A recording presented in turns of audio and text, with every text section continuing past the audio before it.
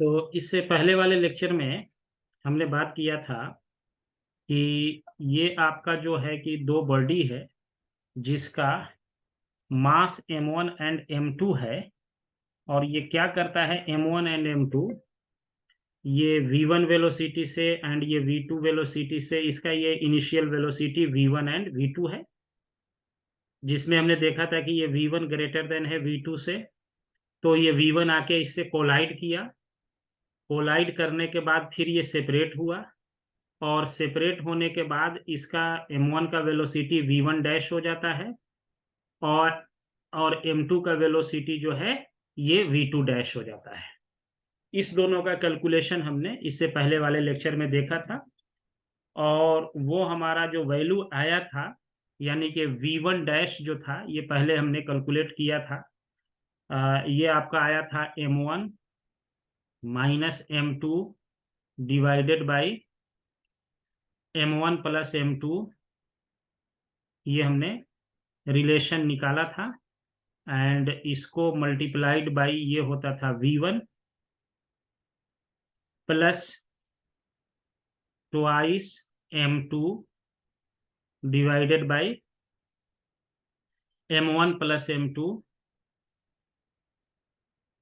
Multiplied by v2। ये चीजें हमने प्रीवियस लेक्चर में देखा था, लेक्चर 8 में मेरे ख्याल से देखा था। और इसके बाद फिर उसी तरह से इसका फाइनल वेलोसिटी निकाले थे v2 डैश।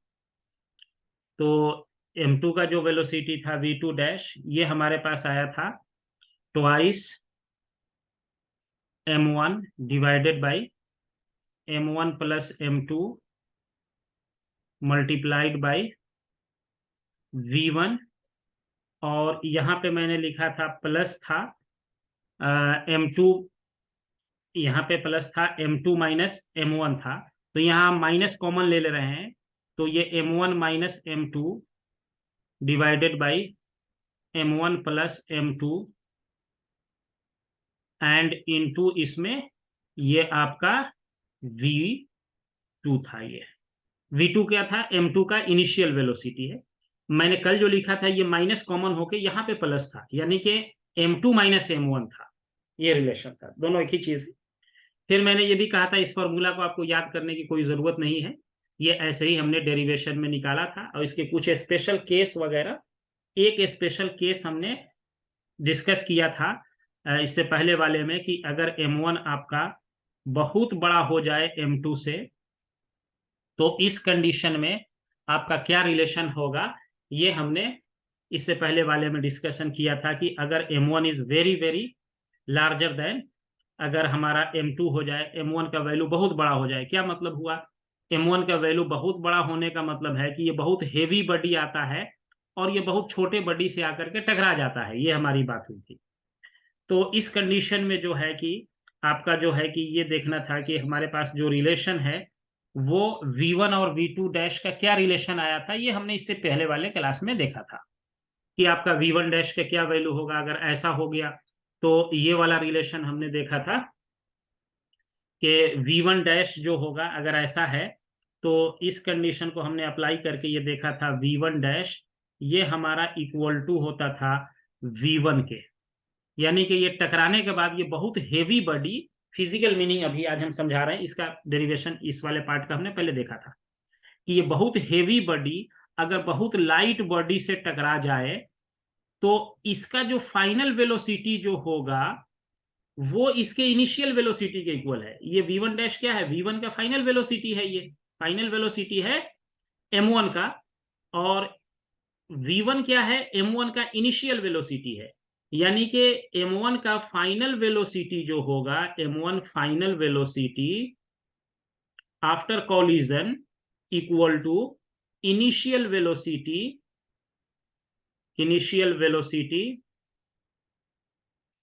Before collision. अगर ये बहुत हेवी बॉडी है, भारी है, छोटे बॉडी से अगर इस टकरा भी गया तो कोई फर्क नहीं पड़ा, यानी जिस वेलोसिटी से आ रहा है उसी से ये वेलोसिटी चलने लगेगा। और फिर देखा था कि जो दूसरा वाला जो, तो फिर इसका वेलोसिटी क्या होगा? m2 का वेलोसिटी, फाइनल की वेलोसिटी क्या है कॉलिजन के बाद, v2 डैश है। तो ये भी देखा था हमने, v2 डैश ये हमारा आया था 2v1 माइनस v2, ये हमारा आया था। अब उसमें हमने ये भी एक कंडीशन और इसमें इंपोज किया था कि मान लीजिए कि v2 जो है अगर ये रुका हुआ होता, v2 का इनिशियल वेलोसिटी अगर ये 0 होता, तो अगर ये v2 0 होता तो इसका मतलब हुआ कि v2 डैश ये क्या हो जाएगा, ट्वाइस v1। यानी इस बात को समझिए ध्यान से कि क्या हुआ इसमें, ये बॉडी जो बहुत हेवी बॉडी है एक रुके हुए लाइट बॉडी से आके टकराती है ये बॉडी। तो इस कॉलिजन के बाद क्या होगा, इसका जो वेलोसिटी है इस m2 का, जिसको हमने v2 डैश लिखा हुआ है, ये पहले वाले वेलोसिटी का क्या हो जाएगा, डबल हो जाएगा। जिस वेलोसिटी से ये आ रहा हैवी बॉडी, इसको मारा धक्का कस के, तो इसकी स्पीड इसके स्पीड का डबल हो जाएगा। यानी ये मान लीजिए कि अगर ये 10 मीटर पर सेकेंड से ये आ रहा होता, ये 10 मीटर पर सेकेंड से अगर आ रहा होता, और ये बेचारा v2 वाला क्या होता है, यहां रुका हुआ होता है ये, तो जैसे ही इसको ये ठोकर मारेगा तो क्या होगा, इस m2 की वेलोसिटी डबल हो जाएगी। डबल होने का क्या मतलब है कि m2 जो है ये 20 मीटर पर सेकेंड से चलने लगेगा, और v1 जो था जिस वेलोसिटी से ये हेवी बॉडी आया उस पर कोई इफेक्ट नहीं पड़ेगा, वो इसका ये वाला फाइनल वेलोसिटी भी ये 10 मीटर पर सेकेंड ही रहेगा ये, और ये v2 जो हो जाएगा ये 20 मीटर पर सेकेंड हो जाएगा, ये चलने लगेगा। पहले तो ये 0 में था, जब हेवी बॉडी ने इसको कोलाइड किया तो इसकी वेलोसिटी इस हेवी बॉडी के वेलोसिटी के डबल हो जाएगी, लेकिन इसका वेलोसिटी जितना था उतना ही रह जाएगा। ये हमारा इस यहां तक हम कोलिजन में पिछले बार बात कर चुके थे। अब एक इसका केस लेते हैं कि मान लीजिए कि अगर आपका जो है ये कोलिजन जो है, दो बॉडी का मास अगर इक्वल हो जाए, दोनों का मास हमारा क्या हो जाए, इक्वल हो जाए। सेकंड कंडीशन हम लेते हैं इसमें कि वो कंडीशन है हमारा कि if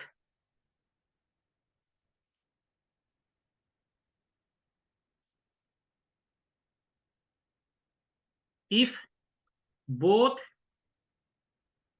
body masses are equal, अगर दोनों का मास क्या हो जाए, इक्वल हो जाए। क्या मतलब है इक्वल होने का, कि m1 इक्वल टू m2 हो जाए, ये हो जाए।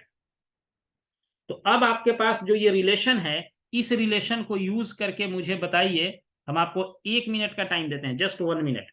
इसको यूज करके जब ये दोनों मास सेम हो जाएगा तो v1 डैश का वैल्यू क्या होगा एंड v2 डैश का वैल्यू क्या होगा, जल्दी से मुझे बताइए 1 मिनट में। देखिए क्या कह रहा है कि ये दोनों का मास अगर सेम हो गया, यानी कि m1 और m2 क्या है, सेम हो गया, ये कह रहा है ना, m1 इक्वल टू m2 है, दोनों सेम मास है। यानी ये 2 kg का है तो ये भी 2 kg का है, ये मान लो कि m के इक्वल हो गया, दोनों मास सेम है। तो अब ये कह रहा है कि जब दोनों मास सेम हो जाए तो कोलिजन के बाद ये वाला वैल्यू बता दीजिए, v1 डैश कितना है एंड v2 डैश कितना है।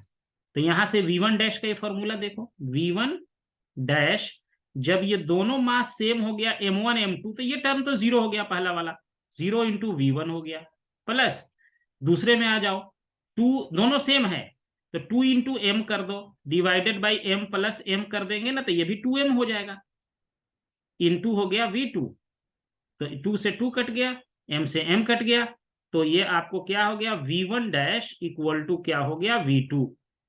ये बड़ा इंटरेस्टिंग रिलेशन आया, v1 डैश इक्वल टू हो गया v2। अब जरा इसे v2 डैश को भी देख लो, यहां से इसकी क्या हालत हो रही है, इसको देखोगे v2 डैश यहां पे, देन ये फिर m1 m2 दोनों क्या है, सेम है, तो पहला वाला देख लो, ट्वाइस m, m1 भी m है यहाँ पे, m1 m2 भी क्या है, m ही है, तो इस दोनों को ऐड करोगे तो 2m हो जाएगा ये भी, इंटू v1 माइनस ये तो क्या हो जाएगा, 0 हो जाएगा, m1 m2 दोनों सेम है, 2 kg माइनस 2 kg 0 kg, तो ये पूरा 0 हो गया। इसका मतलब हुआ कि ये आपका हो गया v1। तो इससे क्या पता चला कि हमारे पास जो दूसरा रिलेशन हुआ v2 dash equal to v1 हो गया। ये जरा ध्यान से देखो, ये क्या चीज को रिफ्लेक्ट कर रहा है ये चीज। इसका फिजिकल मीनिंग ये है कि जब दोनों का मास इक्वल है और ये v1 वेलोसिटी से आ रहा है, तो जब टकराया यहां इससे, तो टकराने के बाद इसका जो वेलोसिटी हुआ v1 वो किसके इक्वल हो गया, v2 के। यानी क्या करेगा, यहां आएगा और इससे जब टकराएगा तो इस v1 की जो वेलोसिटी होगी वो v2 के इक्वल हो जाएगा टकराने के बाद, यही ना मीनिंग है। और v2 का वेलोसिटी किसके इक्वल हो गया, v1 के इक्वल हो गया। ये है मतलब क्या हुआ कि अगर दो इक्वल मास टकराते हैं तो ये लोग क्या करेगा, कोलिजन के बाद वाला जो वेलोसिटी है वो एक दूसरे से इंटरचेंज कर लिया। ये क्या मतलब हुआ, देखो फिजिकली मान लो ये इसका वैल्यू 2 मीटर पर सेकेंड होता और इसका वैल्यू मान लो कि 1 मीटर पर सेकेंड होता, तभी तो ये टकराएगा। जब ये टकरा जाएगा तो v1 डैश किसके इक्वल हो जा रहा है, v2 के। v2 कितना है, 1 है, यानी 1 मीटर पर सेकेंड हो जाएगा। और v2 डैश किसके इक्वल हो जाएगा, v2 डैश v1 है। अब v1 कितना लिए हैं, 2 मीटर पर सेकेंड। यानी टकराने के बाद जो m1 की वेलोसिटी है वो m2 के वेलोसिटी के बराबर हो गया। m2 का वेलोसिटी 1 है, उसके इक्वल हो गया। और m2 की वेलोसिटी किसके बराबर हो गया, m1 के वेलोसिटी के बराबर हो गया। जो कोलिजन से पहले वाला वेलोसिटी और कोलिजन के बाद वाला वेलोसिटी दोनों सेम हो गया। इसका यही मीनिंग है कि when two bodies of equal mass collide elastically their velocities are mutually interchanged। इसको जब हम वर्ड में लिखेंगे, when two bodies having equal masses collide elastically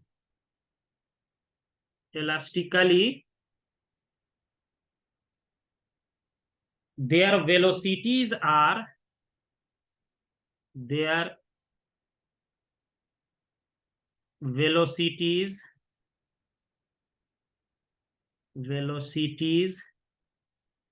are mutually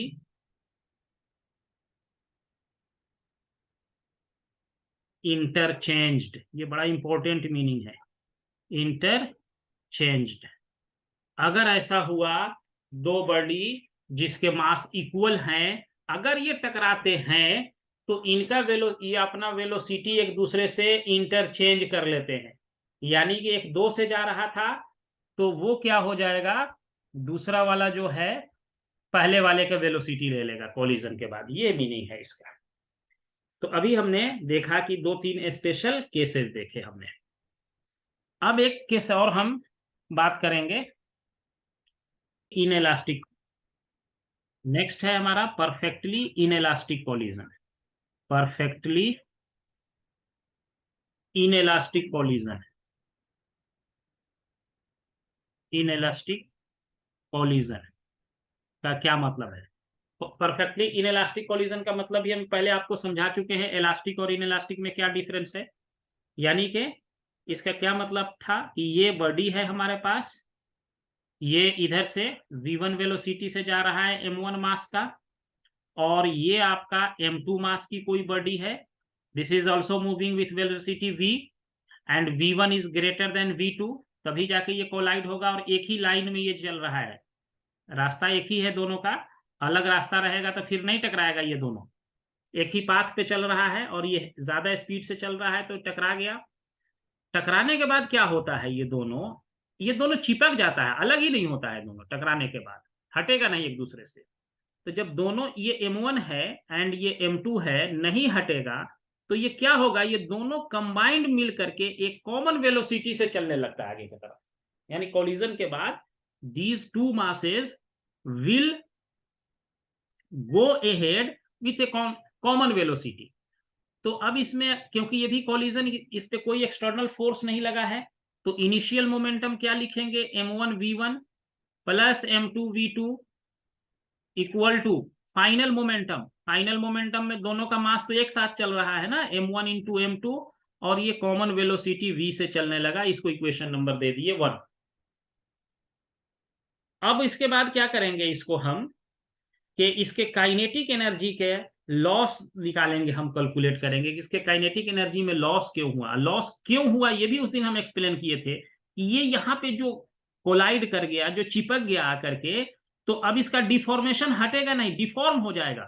तो ये शेप जो डिफॉर्म होगा ऐसा और ऐसा, तो इसमें एनर्जी लॉस हो जाएगा, क्योंकि ये अपना शेप रीगेन नहीं कर पाता है।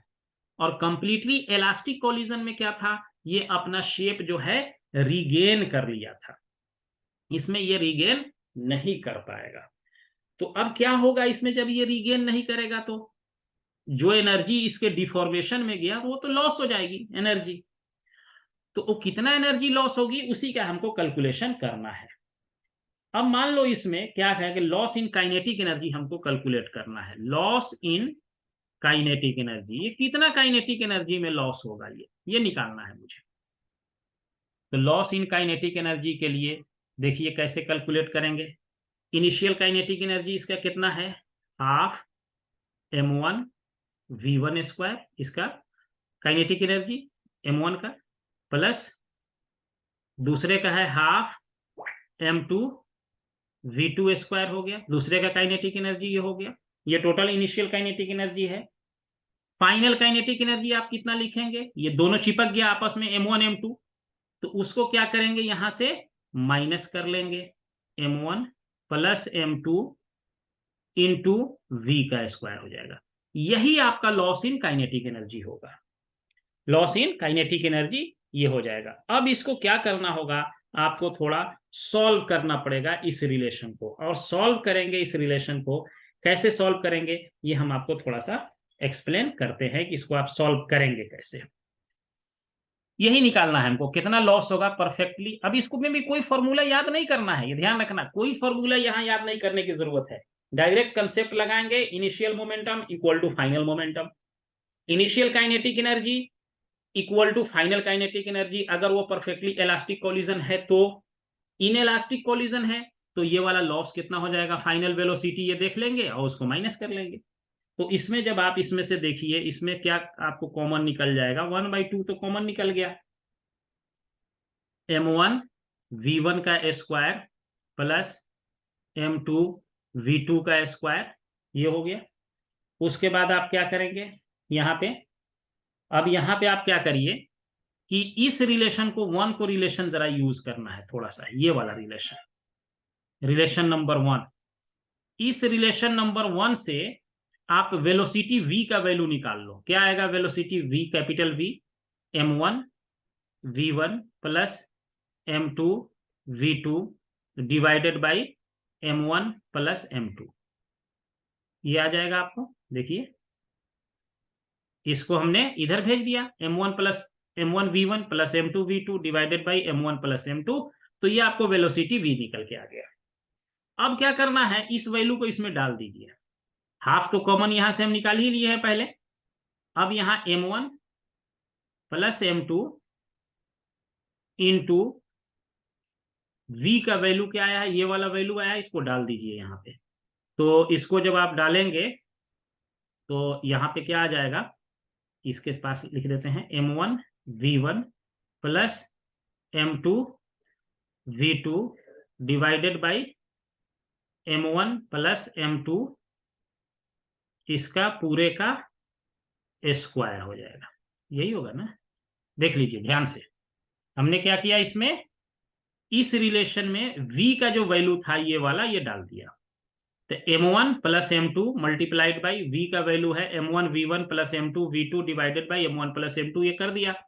अब ये स्क्वायर ऊपर भी है, स्क्वायर नीचे भी है, तो नीचे वाला से ये एक, इससे ये कट जाएगा।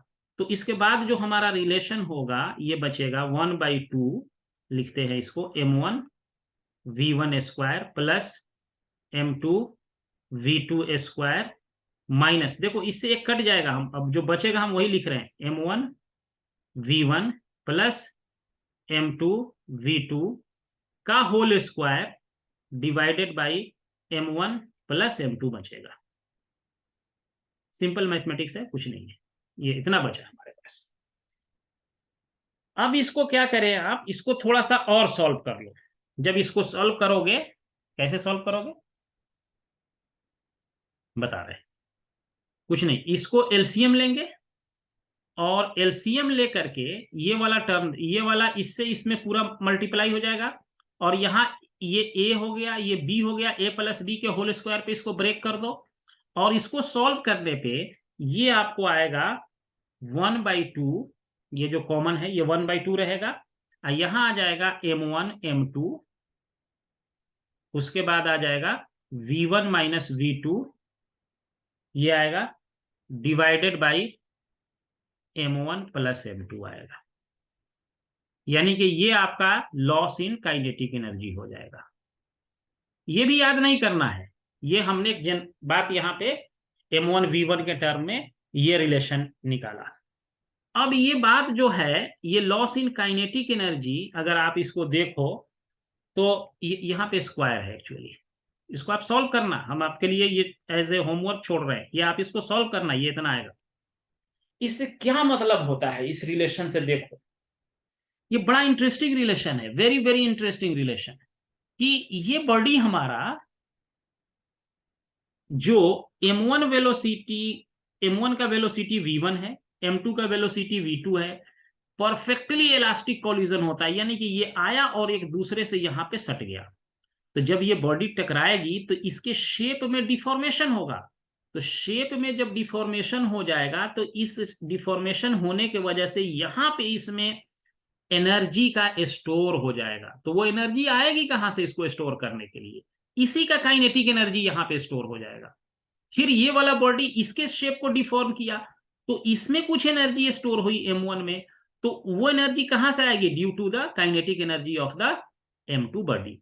तो काइनेटिक एनर्जी इसका और इसका दोनों लॉस होके जाएगा कहां, यही डिफॉर्म करने में शेप चला जाएगा, एनर्जी तो वेस्ट होता नहीं है, किसी न किसी फॉर्म में इसे ट्रांसफर होना है एनर्जी को, तो इसकी एनर्जी एंड इसकी एनर्जी इसमें जाके स्टोर हो जाएगी एनर्जी।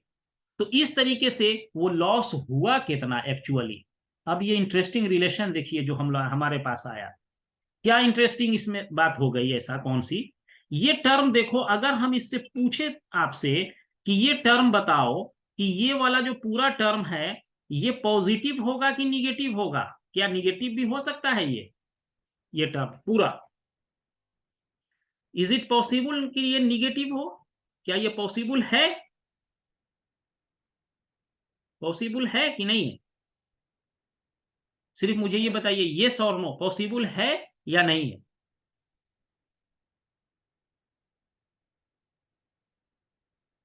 ये टर्म जो हम लिख रहे हैं m1 m2 v1 minus v2 का square divided by m1 plus m2, ये पूरा टर्म ऑलवेज पॉजिटिव होगा, ये कभी भी निगेटिव नहीं हो सकता है। ये क्यों निगेटिव नहीं होगा, क्योंकि m1 मास है, मास तो हमेशा केजी में पॉजिटिव ही रहेगा, -2 kg नहीं होता है कभी भी, या -1 kg नहीं होता है, तो 1 kg 2 ये दोनों पॉजिटिव हो गया, तो ये टर्म पूरा पॉजिटिव हो गया, तीनों ये वाला m1 m2 पॉजिटिव।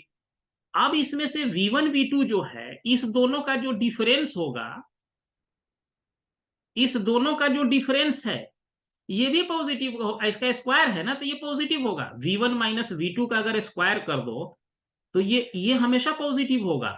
अगर v1 ग्रेटर देन v2 है तो ये तो खुद ही पॉजिटिव हो गया, अगर v1 लेस देन v2 है तो ये निगेटिव हो गया, और निगेटिव का स्क्वायर कर दोगे तो पॉजिटिव हो जाएगा। तो इसीलिए निगेटिव जो है ये इम्पॉसिबल है, ये पॉसिबल नहीं है।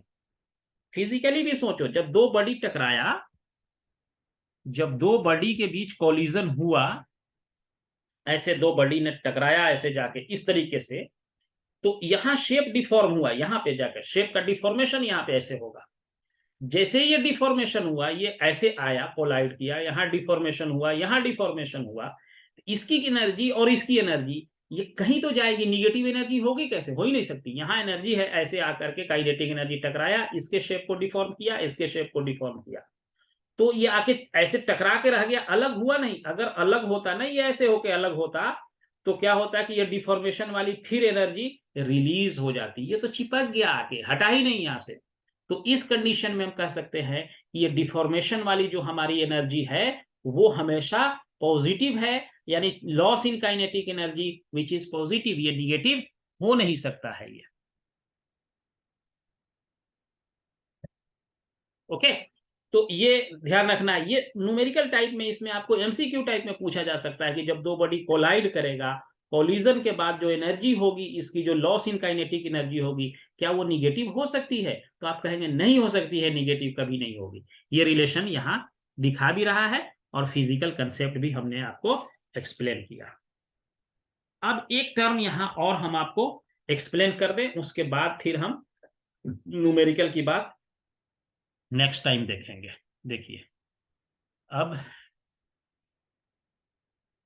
आएगा एक टर्म है, उसको कहते हैं कोफिशिएंट ऑफ रेस्टिट्यूशन।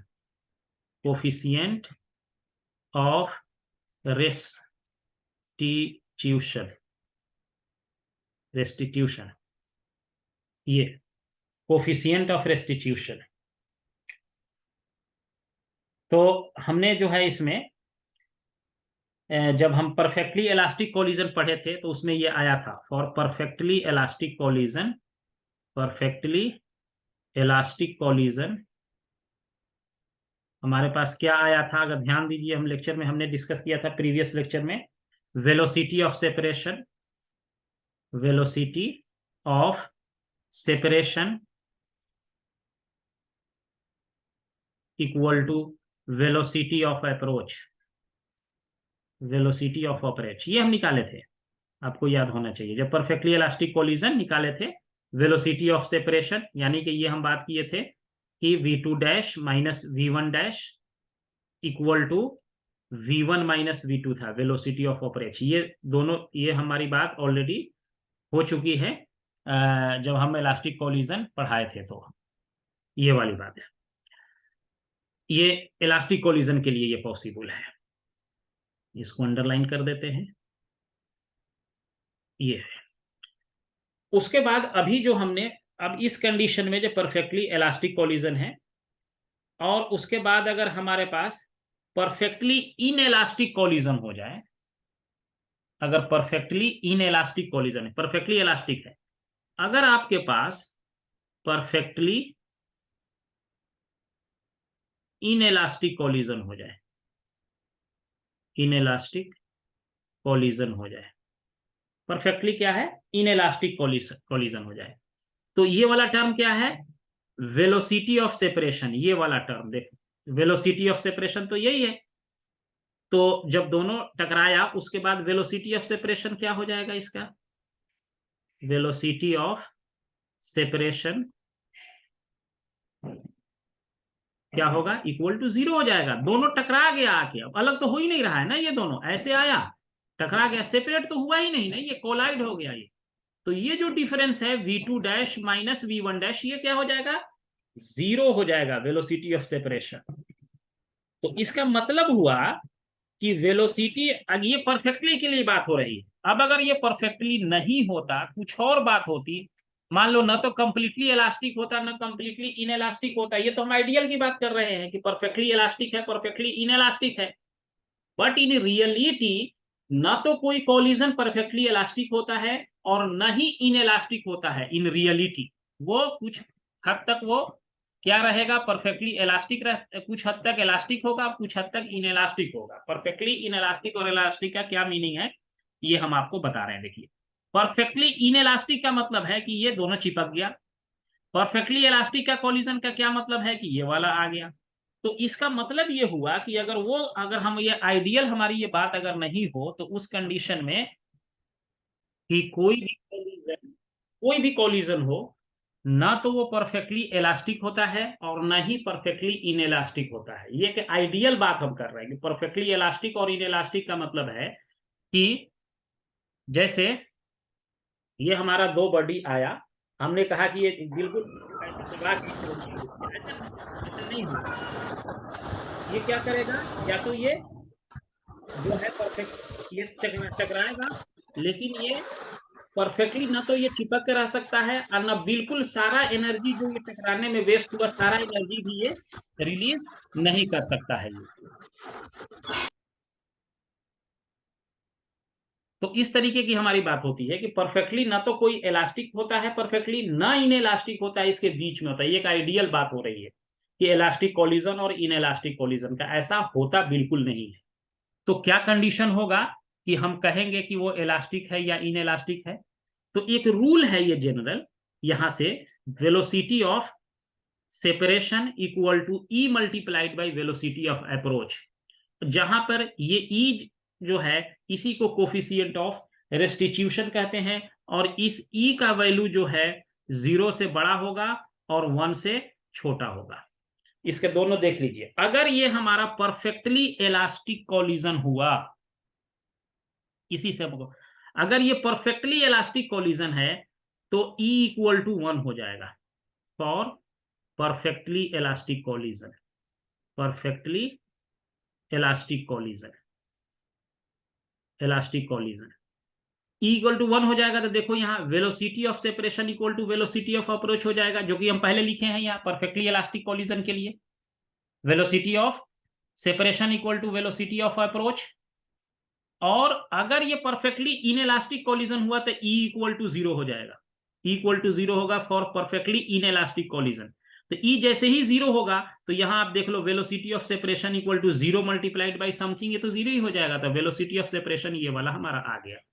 तो यही, इसी को हम लोग कोफिशिएंट ऑफ रेस्टिट्यूशन कहते हैं। तो ये आपका ऑलमोस्ट टॉपिक ओवर हो गया। अब हम आपको जो है